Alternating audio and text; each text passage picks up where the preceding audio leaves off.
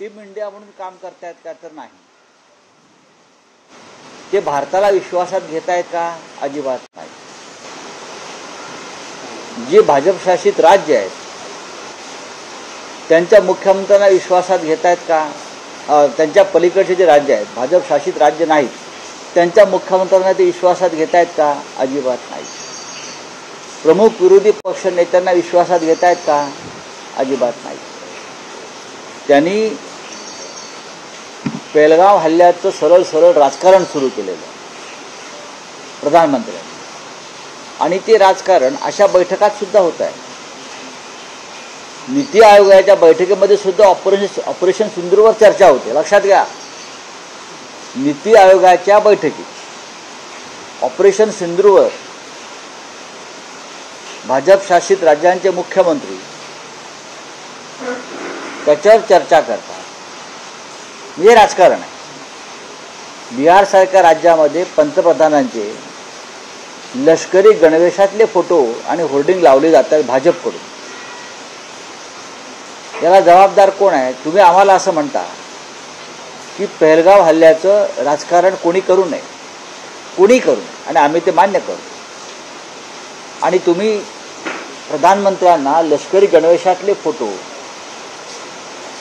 Hoarding, टीव्हीवर जाहिराती अशा पद्धतीचं राजकारण करून तुम्ही ह्या आमच्या संपूर्ण युद्धाचं, शहीद झालेल्या जवानांचं आणि ज्यांचं कुंकू पसलंय त्या महिलांचं अपमान करता. ऑपरेशन सिंदूर तुम्ही केलंय ते राष्ट्रासाठी केलंय, भाजपसाठी केलंय का?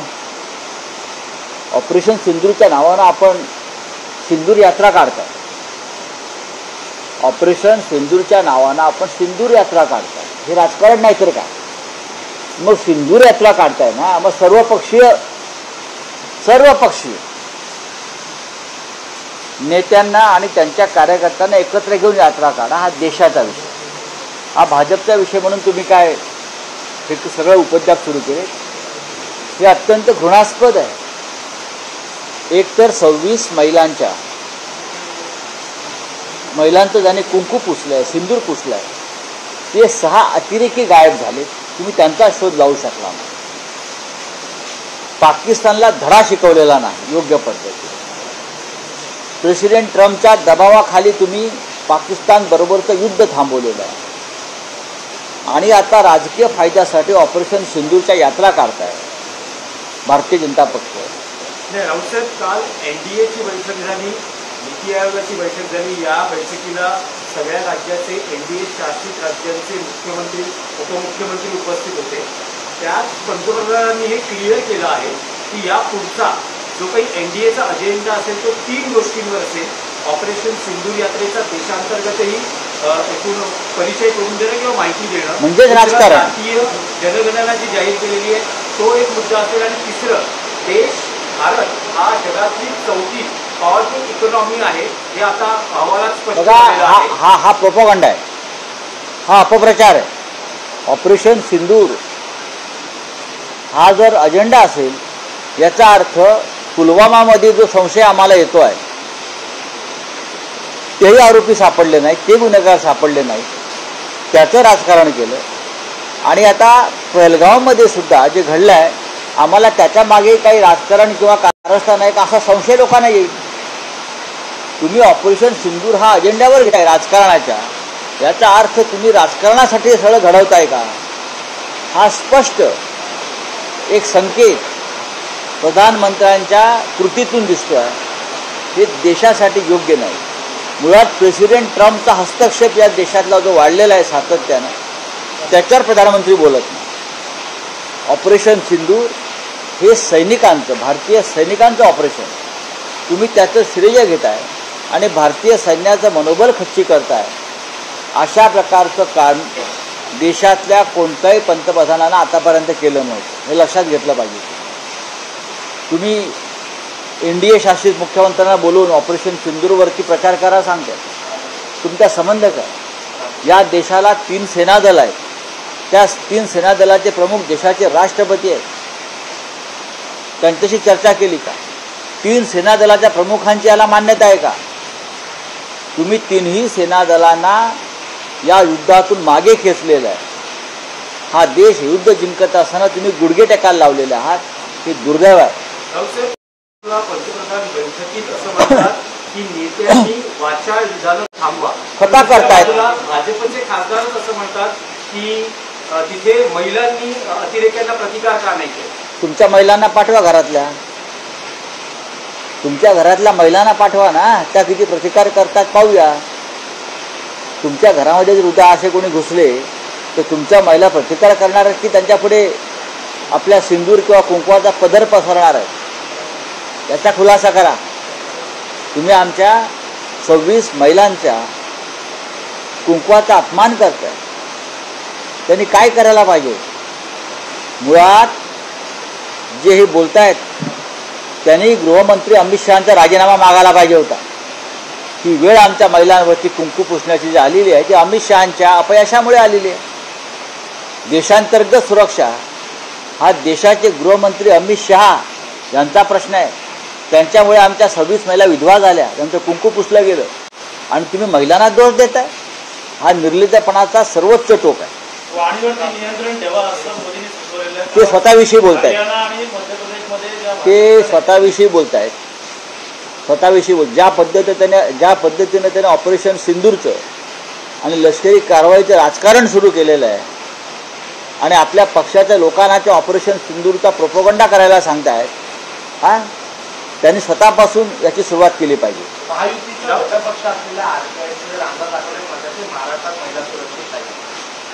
ठीक आहे, त्यांना फार गांभीर्याने घेऊ नका, मग राजीनामा द्या. राऊतसाहेब, जी विविध देशात शिष्टमंडळं पाठवलेली आहेत, अनेक देशांमध्ये या शिष्टमंडळांनी आपल्या ऑपरेशन सिंदूरची माहिती पटलावर ठेवलेली आहे. मग ठेवू द्या ना, त्यांना त्यासाठीच पाठवलं आहे. विरोधी पक्षाला परदेशात पाठवलं आहे आणि देशामध्ये भाजपा सिंदूर यात्रा काढताय. सिंदूर यात्रा जेथे तुम्ही आमच्या 26 महिलांच्या पतींचे प्राण वाचवू शकला नाहीत, त्यांच्या नावानं तुम्ही सिंदूर यात्रा काढण्याचा निर्लज्जपणा करताय. हे लक्षात घ्या. इतका निर्लज्ज पक्ष या देशाच्या राजकारणात नाही, जगाच्या राजकारणात झाला नाही. सिंदूर पुसलं गेलं याचं त्यांना काही नाही, सिंदूरचं राजकारण त्यांना करायचं. मराठीत महत्वाचा विषय आहे की तुम्ही राज ठाकरे उद्धव ठाकरे एकत्रीकरणाबद्दल सतत सकारात्मक बोलता आहात. युती करायची आहे, नात्याने जोडलं जायचं आहे असंही तुम्ही विधान केलं. आता पक्षाचे नेते आणि माजी मंत्री आदित्य ठाकरे यांनी म्हटलेलं आहे की आम्ही राज ठाकरे आणि उद्धव ठाकरे किंवा मनसेच्या युतीशी आम्ही समजा तसं झालं तर त्याचं आम्ही स्वागत करू. हो, मग त्यात ते चुकीचं काय बोललं? नाही, याआधी त्यांच्याकडून अशी विधानं होत होती की आम्ही संपलेल्या पक्षाबद्दल बोलत नाही. बघा, मी वारंवार सांगतोय आणि मी माननीय उद्धव ठाकरे साहेबांच्या वतीनं सांगतोय वारंवार, हे स्वतः माननीय उद्धव ठाकरे साहेबांनी सांगितलेलं आहे की काही किरकोळ विषय असतील ते आम्ही मिटवू, लहान सहान किलमिष दूर करू, मतभेद संपवून टाकू. हे जेव्हा आम्ही सांगतो त्यानंतर माननीय आदित्य ठाकरे हे काय सांगताय, आम्ही तयार आहोत. तुम्ही ते काल काय म्हणाले, परवा काय बोलले, ह्याच्यात कशाला जाताय? मी पण मराठी आहात, तुम्हालाही हे सगळं व्हावं असं मनापासून वाटायला पाहिजे. महाराष्ट्र आणि मराठी माणूस संकटात आहे. हा, महाराष्ट्राच्या कपाळावरचा सिंदूर हा मुंबई आहे, तो पुसण्याचा प्रयत्न होतो आहे आणि फालतू लोक सिंदूर यात्रा काढतायत फडतूस.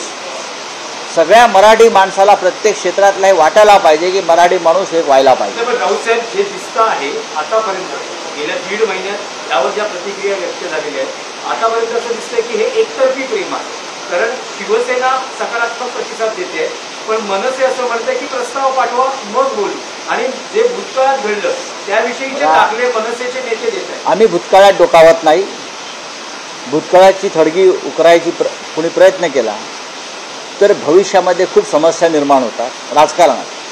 काँग्रेस आणि राष्ट्रवादी काँग्रेसचा भूतकाळ आमच्याबरोबरचा चांगला नव्हता, पण आम्ही एकत्र आलो, 2.5-3 वर्ष सरकार चालवलं, लोकसभा निवडणुका एकत्र लढलो, आम्हाला चांगलं यश आलं.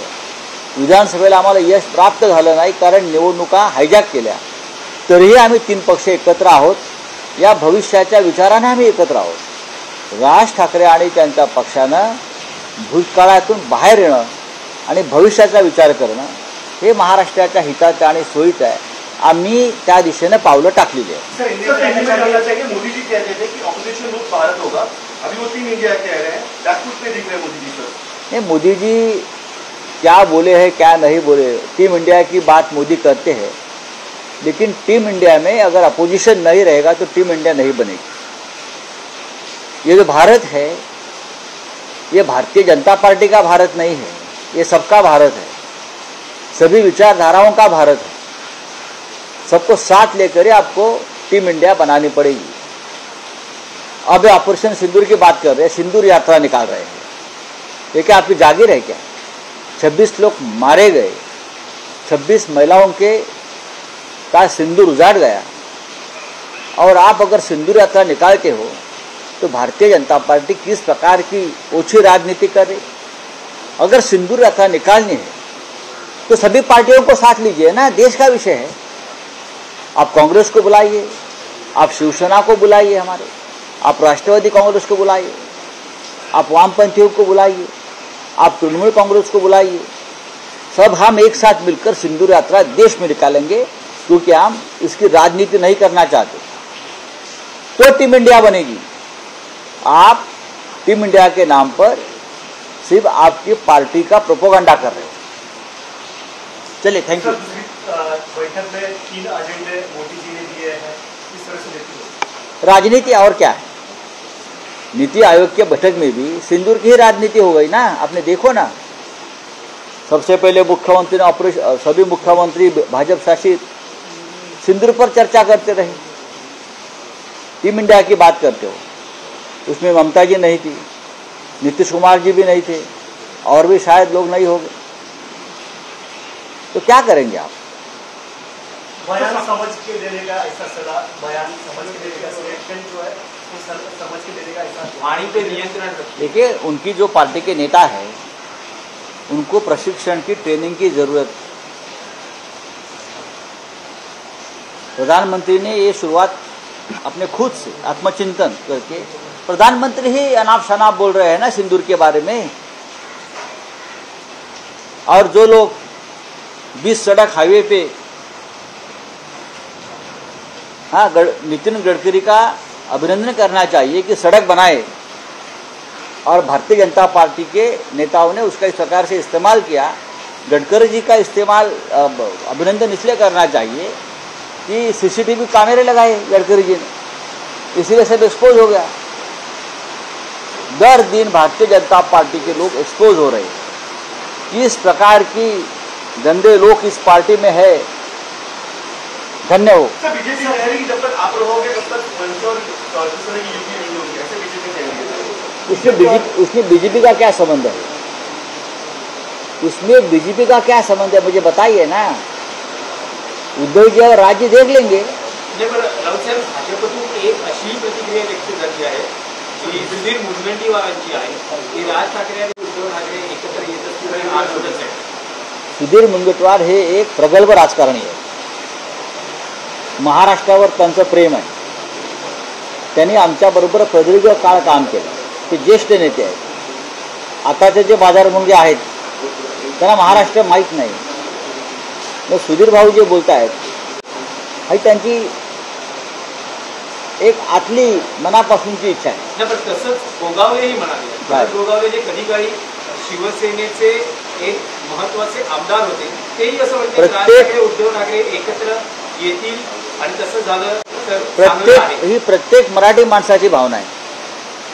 मी वारंवार सांगतो की जशी आमची भावना सगळ्यांची आहे, उद्धव ठाकरे साहेबांची आहे, आमच्या पक्षामध्ये त्याच्यावरती काही मतभेदच नाही आहेत ना, असूच शकत नाही।